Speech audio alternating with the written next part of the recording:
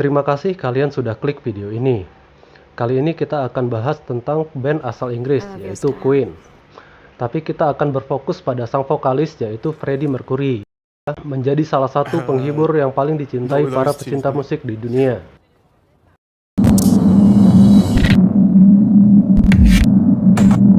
Di awal, kita diperlihatkan sosok Freddie yang diperankan oleh Rami Malek sedang bekerja di sebuah bandara. Seperti biasa, sepulang kerja, Freddie selalu nongkrong di sebuah bar dengan live musik rock. Freddie langsung merasa tertarik ketika melihat penonton menikmati pertunjukan dari band tersebut. Dan begitu band selesai perform, Freddie tak ingin buang waktu dan langsung mencari para kru band tersebut. Awalnya, Freddie hanya ingin menyampaikan kekagumannya pada band tersebut dan sekalian menawarkan lagu yang dia tulis di sela-sela waktu luang. Tapi ternyata, vokalis band tersebut memutuskan mundur dari band. Mendengar hal itu, Freddie seolah tak ingin membuang kesempatan. Freddie langsung menawarkan diri untuk menjadi vokalis, yang awalnya ditolak karena masalah penampilan Freddie yang memiliki gigi sedikit offside. Tapi itu juga yang menjadi keunggulannya, karena keadaan giginya membuat Freddie memiliki jangkauan vokal yang lebih tinggi. Keesokan harinya, dia ketemu dengan Mary. Freddie terlihat sangat menyukai Mary, maka dia langsung mengajak Mary untuk ikut menyaksikan penampilan perdananya sebagai seorang vokalis band. Tak disangka, Freddie bisa langsung disukai banyak orang karena pembawaannya yang energik dan menghibur. Hari demi hari berlalu, dan tepat setahun kemudian, Freddie memikirkan untuk membuat sebuah album. Tapi mereka masih terkendala modal, sampai pada akhirnya, Roger, sang drummer, terpaksa menjual mobil van-nya untuk tambahan modal rekaman. Dan itu pun jelas masih kurang, sehingga mereka menyewa studio rekaman dari malam hingga pagi, di mana pada jam tersebut sebenarnya studio sedang tutup. Singkat cerita, mereka berhasil menyelesaikan album pertama. Dan tanpa sepengetahuan mereka, demo dari lagu mereka diberikan kepada salah satu publisher ternama. Pada saat hari ulang tahun Freddie, dia mengundang Mary dan teman-temannya untuk hadir merayakan di rumahnya. Dan pada saat itu, Freddie menerima telepon dari John Reid bahwa dia mau manajerin Queen. Seketika mereka semua sangat senang, karena ini adalah pintu untuk kesuksesan mereka. Keesokan harinya, Queen langsung bertemu dengan John Reid dan Paul. Dan lewat negosiasi yang rumit, akhirnya keluar kesepakatan. Dan keesokan harinya, untuk pertama kalinya Queen tampil di layar kaca, membawakan lagu hits mereka yaitu Killer Queen. Seiring berjalannya waktu, Queen makin terkenal, sehingga Freddie pun merasa siap untuk melamar Mary, wanita yang sangat dicintainya, dan Mary pun tanpa ragu langsung menerimanya. Kebahagiaan pun tak sampai di situ, karena tiba-tiba Roger dan kawan-kawan datang untuk ngasih kabar bahwa mereka ditawari untuk tur Amerika, karena ternyata lagu mereka masuk ke chart teratas di Amerika. Seiring makin melejitnya band Queen, sang bos publisher yaitu Ray Foster ingin suatu gebrakan seperti lagu Killer Queen. Tapi tanpa banyak basa-basi, Freddie langsung mengutarakan pemikirannya tentang membuat lagu rock dengan skala opera. It's a rock and roll record with the scale of opera. Dengan memasukkan berbagai unsur bahasa. No fun. Dan keesokan harinya, mereka langsung berangkat ke Rockville Farm untuk membuat album. Di sini Freddie terlihat sedang menciptakan lagu yang berjudul Love of My Life, yang mana lagu tersebut diciptakan untuk Mary. Tapi Paul yang sedari tadi mengamati salah paham. Paul yang seorang gay langsung mencium Freddie. Freddie sedikit shock dan memutuskan buat sebat dulu di luar sambil mencari inspirasi buat project mereka. Dan dengan sedikit kegaduhan saat proses rekaman, di mana Freddie mau hasil yang sempurna, akhirnya lagu pun selesai, yang berjudul Bohemian Rhapsody. Tapi di sisi lain, saat lagu didengarkan oleh Ray Foster, dia langsung menolaknya. 6 bloody minutes. Pity your wife if you think 6 minutes is for... Karena dia merasa lagunya aneh dan sangat panjang, sehingga dia berpendapat bahwa tak akan ada radio yang akan memutarnya. Perdebatan pun terjadi, hingga akhirnya Queen memilih mengundurkan diri. God, so I say, what go? With, you're my best friend. Ever be known as the man who lost Queen.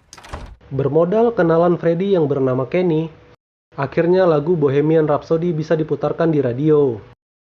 Dan benar saja, lagu tersebut meledak, sehingga melambungkan nama band Queen. Dan saya pribadi mungkin bisa dibilang anak milenial yang masih suka dengerin lagu-lagu dari band ini. Tapi sejalan dengan kesuksesan Queen, masalah pun mulai muncul. Freddie mulai terpengaruh oleh Paul untuk menjadi gay, sehingga waktu untuk Mary pun semakin sedikit. Dan saat Mary menanyakan apa yang terjadi, Freddie pun jujur mengakui kalau dirinya adalah seorang biseksual. Freddie, what's wrong? Something's been wrong for a while. I think I'm bisexual. Mary pun kaget dan kecewa karena ini bukan sepenuhnya kesalahan Freddie. Di sini Mary pun putus dengan Freddie. Freddie begitu kecewa sehingga dia membuat pesta di rumahnya demi mencari pelampiasan untuk kesedihannya. My party and I demand you die. So important, don't you think, Dominic? Freddie, sometimes you're tough. Selesai pesta, Freddie bertemu dengan Jim Hutton. Hari demi hari berlalu, tingkah Freddie pun makin ngeselin karena pengaruh dari Paul. Fred, you really are. Roger, take it easy. Take it. Hingga akhirnya keributan pun tak terhindarkan dan Freddie keluar dari Queen dan ingin memulai solo karir. Different. You know what I mean? I've signed a deal with CBS Records. I don't need anyone. Di sini makin terlihat Paul yang makin posesif. Can I speak to Freddie? Don't worry, he's in safe hands. Sampai-sampai saat Mary berulang kali menghubungi tak pernah disampaikan ke Freddie. Bahkan saat ada tawaran untuk Queen tampil di Live Aid yang notabene kegiatan amal pun tak sampai ke telinga Freddie. Hingga pada akhirnya Mary datang untuk bertemu langsung dengan Freddie. Di sini terlihat Freddie begitu berantakan, seperti menjadikan obat-obatan sebagai pelampiasan. Freddie pun mendapat ceramah dari Mary. Karena walau mereka sudah putus, tapi mereka tetap bersahabat. Being human is a condition that requires that it still ends. Happy for you, man. Just no matter what, you are loved. You Di care bawah about... guyuran hujan, Why didn't you tell me about Live Aid? Of course I did! Freddie pun tersadar akan hubungan yang gak sehat yang dijalaninya dengan si Paul. Sehingga dia memutuskan untuk pergi Want you meninggalkan out si of my Paul. life. Photos I have! Really rotten. Do what you like with your photographs and your stories. Never see your face again. Meskipun si Paul mengancam akan menyebarkan foto dan cerita-cerita tentang Freddie. Tapi Freddie sudah tak peduli. Freddie, when he did Bohemian Rhapsody and the Freddie version about music. Dan benar saja, keesokan harinya Paul menyebar fitnah di media. Freddie will always be this frightened little packy boy who's afraid to be alone. Paul, bersyukur lu gak kena pasal pencemaran nama baik. Dasar sampah, kesel saya. Di sisi lain, kita diperlihatkan Freddie yang ingin meminta maaf dan ingin Queen terlibat dalam konser amal untuk Afrika, yaitu Live Aid. I need you. So we're not bad for 4 Asian queens. Sempat hampir ketemu jalan buntu, akhirnya mereka sepakat untuk manggung lagi dengan bendera Queen. What if I don't have time? Tapi, pada saat latihan, di mana seminggu lagi konser Live Aid akan diadakan di Wembley, Freddie memberikan pengumuman yang sangat mengejutkan. Sorry. AIDS. For me, with your sympathy, that's just seconds wasted. Sehingga dia akan marah andai kawan-kawannya itu bersedih. Akhirnya konser dimulai. Freddie fucking Mercury. Dan cerita pun tamat. Her Majesty,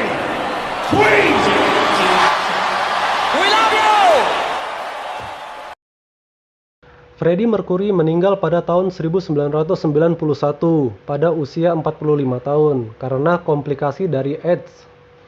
Sebenarnya, kalau kita ngomongin sosok Freddie Mercury, rasanya seharian pun gak akan cukup. Karena ada begitu banyak sisi lain kehidupan yang tak banyak diketahui. Seperti contohnya, saat kematiannya, dia memberikan sebagian besar hartanya untuk Mary, perempuan terdekat yang jadi sahabatnya.